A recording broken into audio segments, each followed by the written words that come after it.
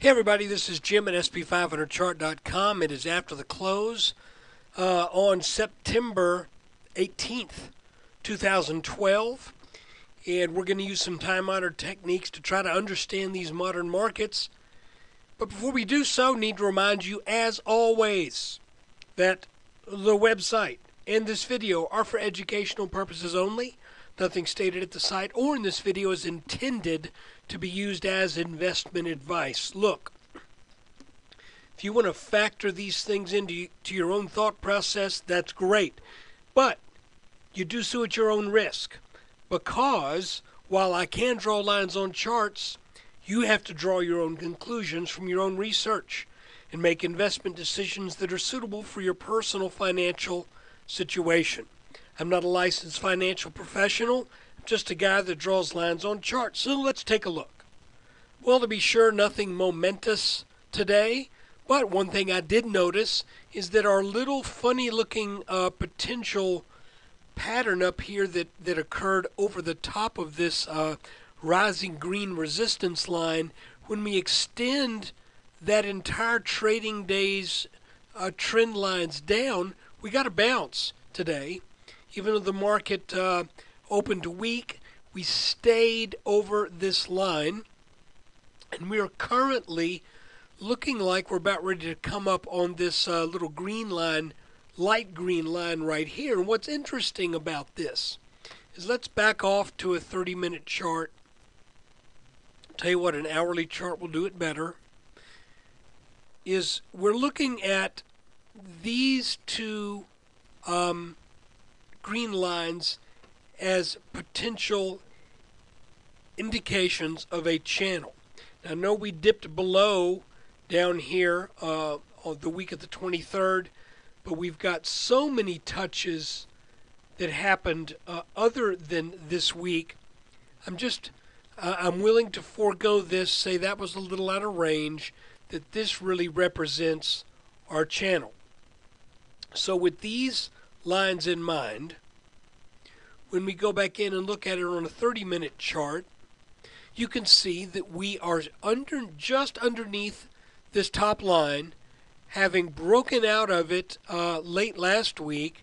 We made mention of the fact that it's not unusual after a breakout from a rising resistance line, not unusual at all for that line to not hold when it's back tested, and it didn't. It paid a little tribute to it yesterday for about half the day, and then we slid back underneath this line.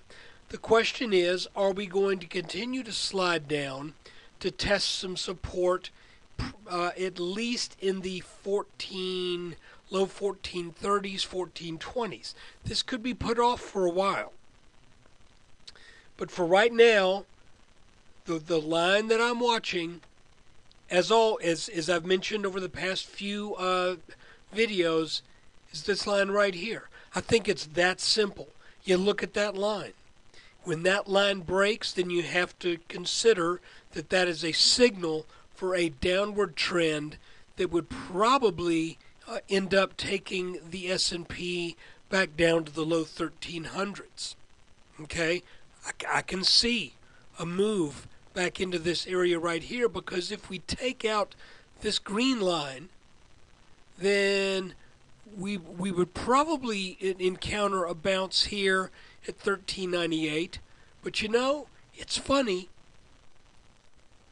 I mentioned this looked like a little head and shoulders top right here. I'm going to keep extending this line on out to the right, because when it's all said and done, would not be that surprising to me that this was a little bit of a blow off top. And if we come down and take out some of these resistance lines, or support lines rather, then we come down to 1398, we may get a bounce there, form a right shoulder, which would end up being a head and shoulders top that would take us down to probably the 1320s. But guys, I'm speaking way prematurely on that. I'm not making that call at this point. But I'm saying that is a possibility, because we've had a nice run and we've really not had any kind of significant counter move to this nice run that actually started back here. Where was it? Around 1268 or so, in the 1260s. So guys, the word for the day is, as we said yesterday, pretty much the same thing. Watch this line. If this breaks, then we will probably come back down to test at least 1398. I think we'll get a bounce there because it's bounced so many times before. But if this line breaks, then 1398 becomes the line to watch, because if that breaks, then this may have become a head and shoulders top. And just playing the game, if it ends up forming as a head and shoulders top, and it would only be about halfway there right now, then that would be setting up a move to the mid 1320s. So guys, let's just keep an eye on it. Forget all the stuff I'm saying about head and shoulders tops. That's way premature. But part of my job, I see it, is to think outside the box, think with an eye to the future. And right now, we've got a couple support lines that need to hold, here and here. We're not even close to testing this yet, but I think we will be. I think we will test this line.